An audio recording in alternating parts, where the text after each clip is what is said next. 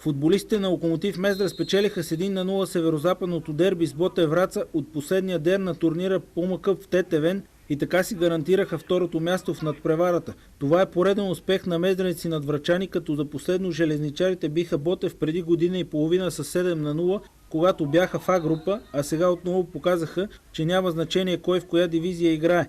Въпреки че играха цяло полувреме с човек по-малко, мездренци напълно си заслужиха успеха. Врачани изиграха доста слаб матч и логично отстъпиха на по-надъханите локомотивци. Традиционно за подобни регионални дербита в матча имаше и немалко екшън, изразил се с общо 3 червени картона и 2 пропуснати дуспи.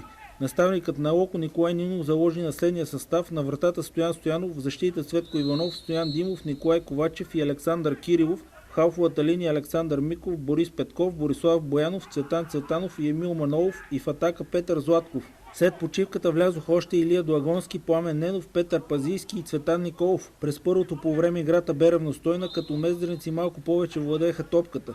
В 14-та минута Христов пропусна от няколко метра с глава да изведе Ботев напред. 2 минути по-късно пък Боянов от Локо изведе Манолов само дясно, но той стреля в аут. Емоциите се развихаха още в 19-та минута, когато след фаул на Борис Петков срещу сина на фолк певицата Малина Симеон Мечев, двамата се спречкаха и бяха изгонени с директни червени картони от съдията Богомил Маринов Мечката. Мездренци дори приключиха полувремето с 9 човека, след като 45-та минута преждевременно под душовете бе пратен и Цветан Цветанов за втори жълт картон. Така преди началото на второто полувреме везните се наклониха в полза на Ботев. Особено тежка за локомотивци стана ситуацията в 50-та минута, когато бе отсъден изключително спорна дуспа в тяхна вреда. Ненов изби топката от краката на Ванков, но той се строполи и мечката посочи бялата точка. Ударът на Ивайло Данчев обаче бе спасен от вратаря Стоян Стоянов.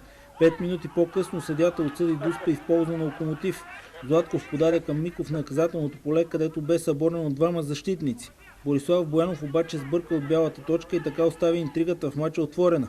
Въпреки че без човек повече на терена, отборът на Ботев нямаше никаква идея как да материализира численото си превъзходство.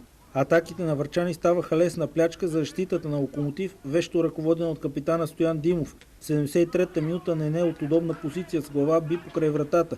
5 минути по-късно Миков центрира към Златков, който останал на 3 метра от вратата също би неточно. В 82-та минута обаче Златков се реваншира. Боянов изведе нападателя зад защитата и той с мощен удар отбеляза единствения гол в матч. До края на срещата мездренци удържаха преднината си и записаха сладка победа в последния си матч от надпреварата. След двубоя на път за Мездра отборът също имаше премеждие, след като помогна на човек в катастрофирала кола.